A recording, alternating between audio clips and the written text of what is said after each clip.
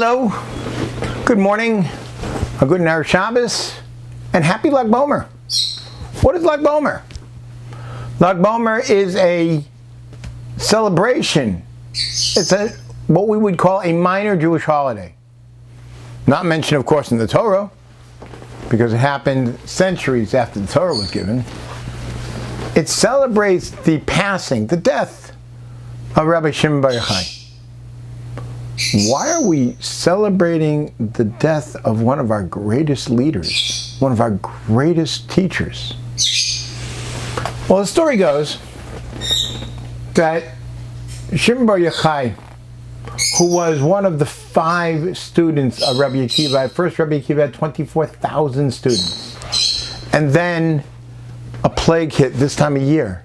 During the time between Pesach and Shavuot, a plague hit, and all those students were killed.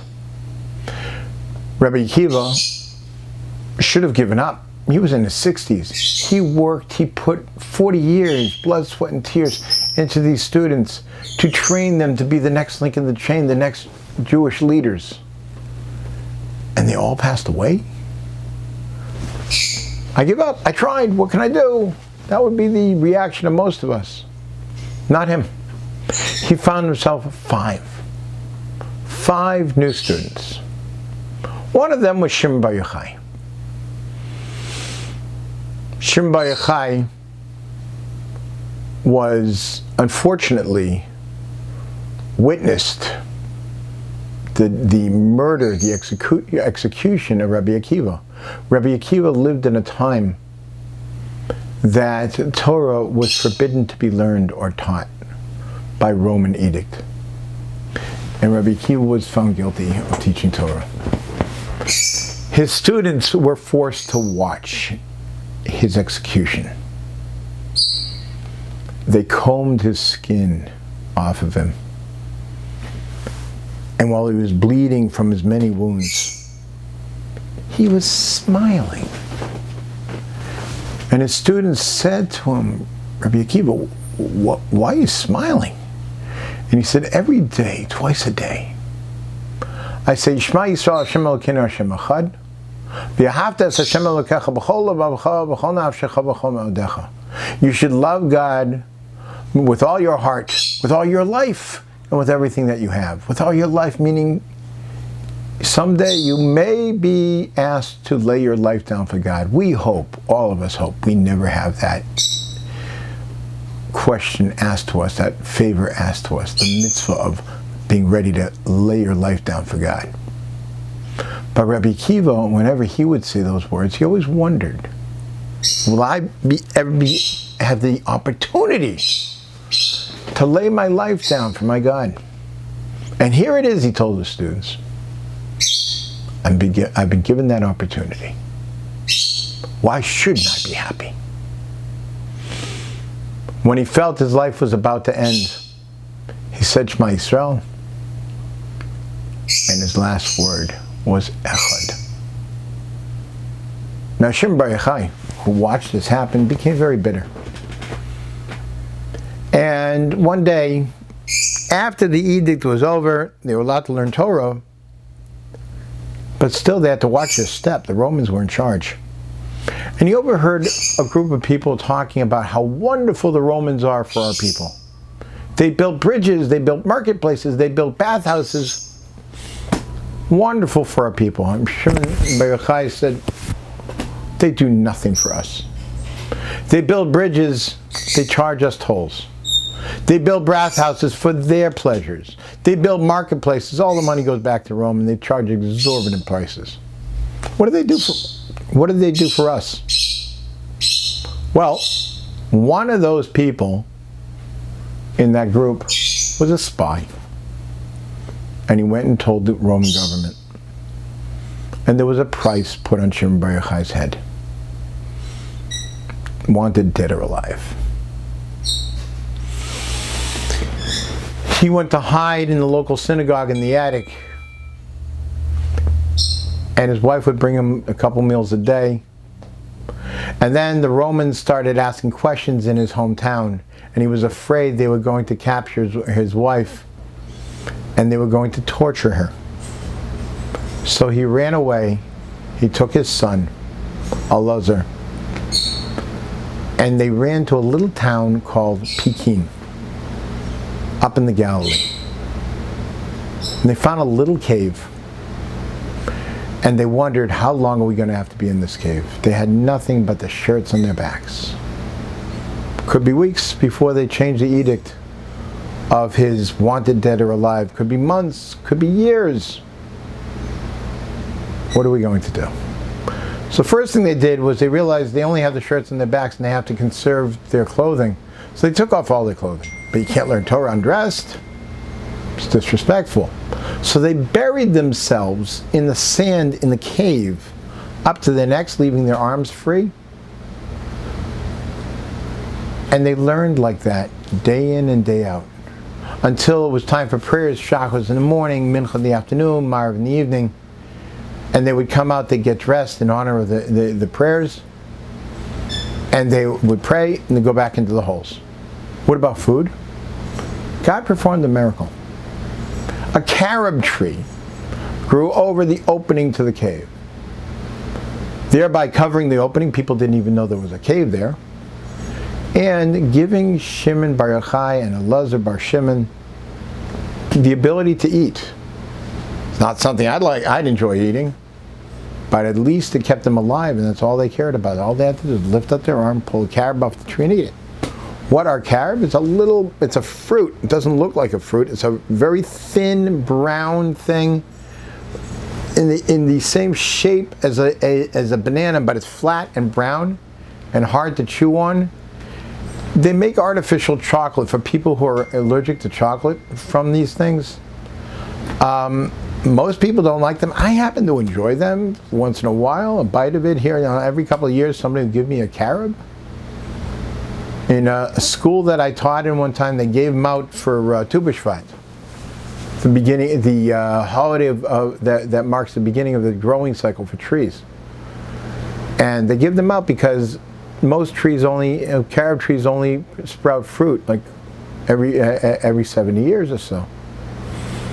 And so it marks the beginning of the growing cycle.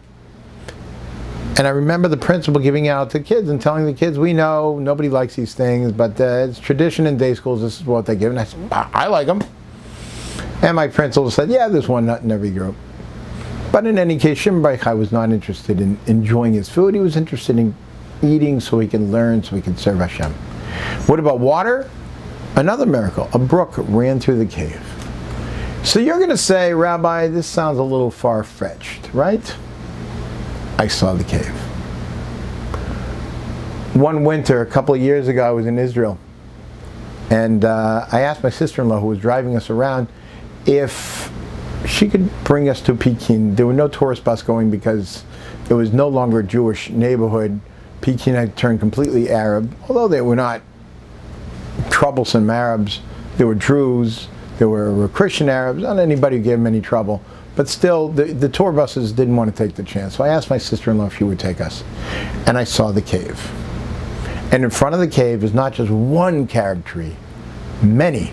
Because what happens to a tree if it's left on its own for thousands of years?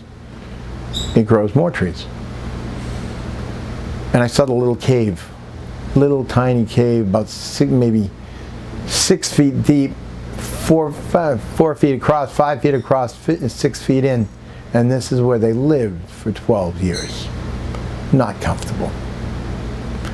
In any case, they learned. They shared their learning with each other. They developed more ideas from what they understood together. And they dedicated themselves day in and day out to Torah. And they were given a gift. Eliyahu HaNavi, Elijah the prophet, came to them and taught them secrets that hadn't been learned since the time the Torah was given at Sinai and had been forgotten. Taught them the secrets of the Torah, known as Kabbalah.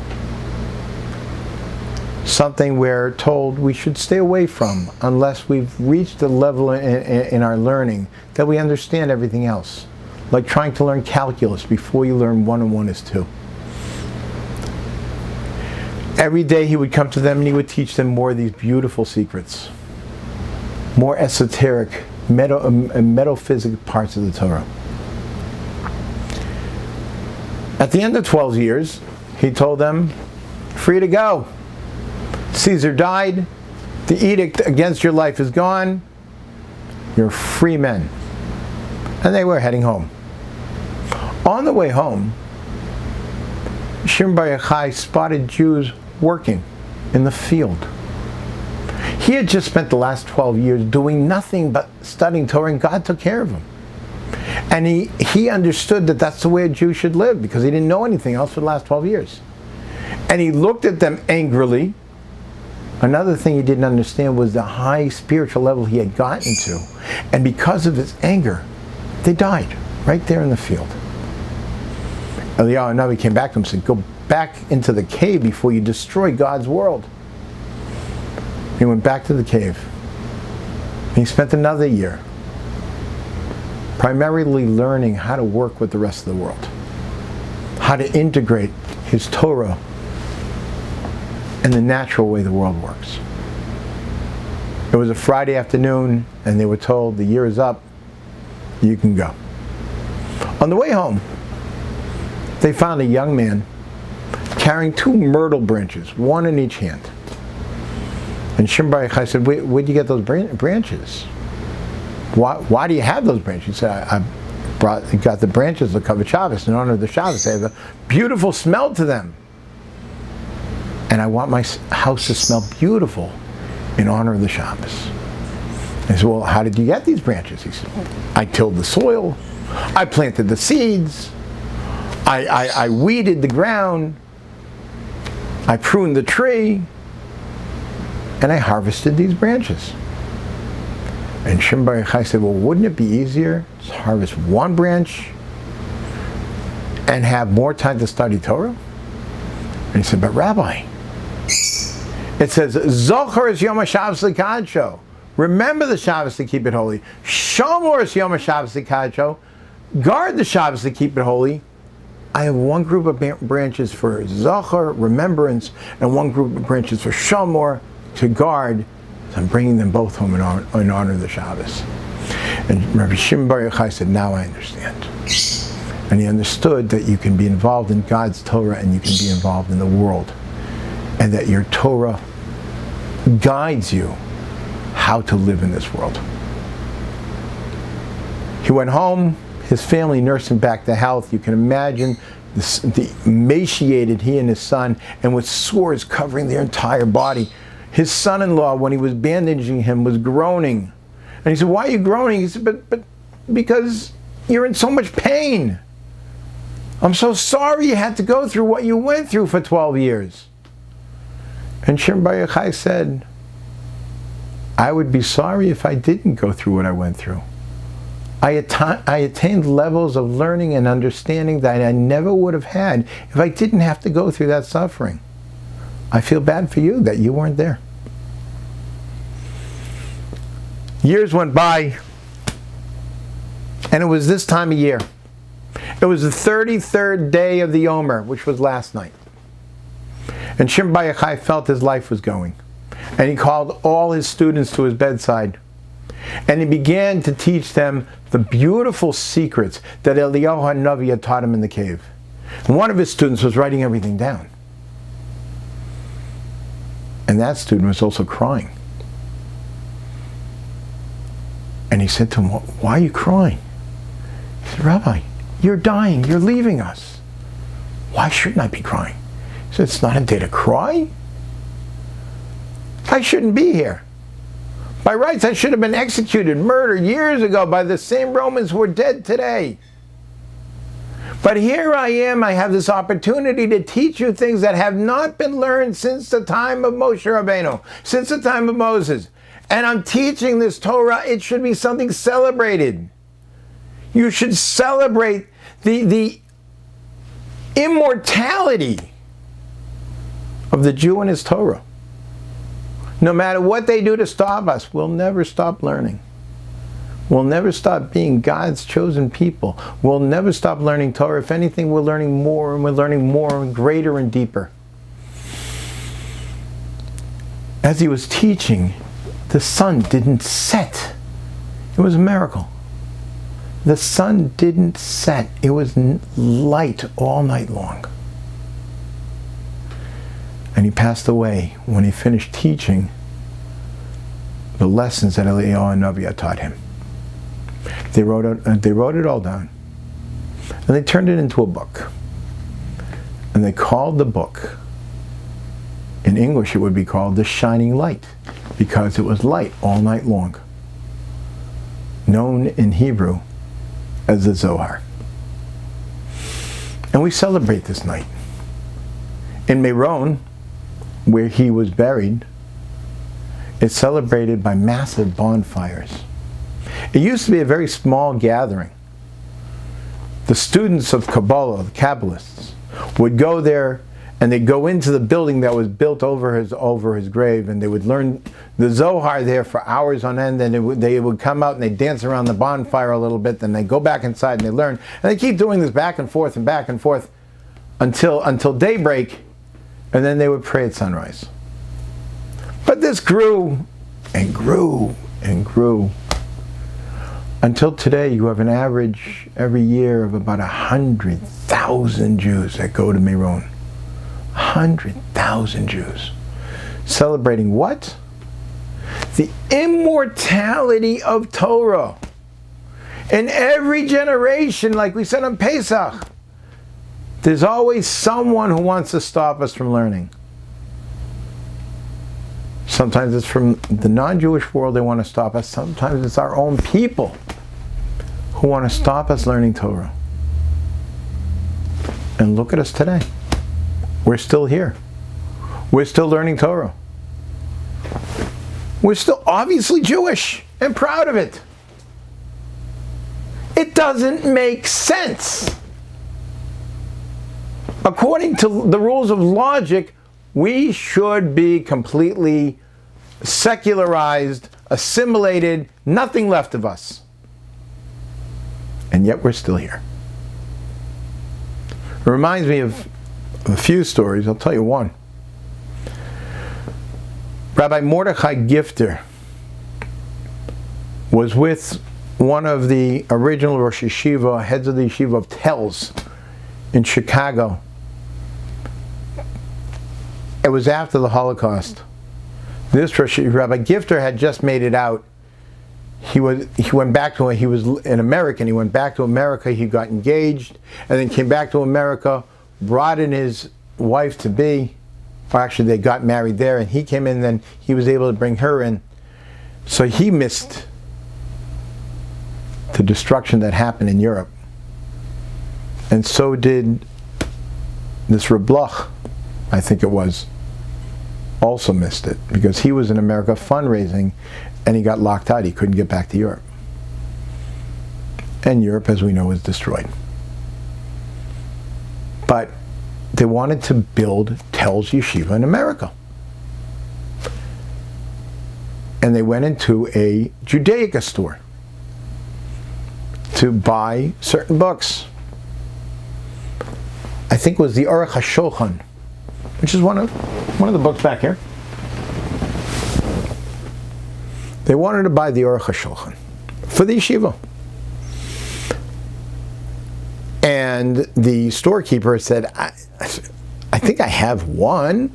And he went up into his attic and he brought it down. He wiped off the dust. He said, here you go. I'm selling it to you, Rabbi, on condition. And the condition is, I heard you want to open a yeshiva. So my condition is, don't.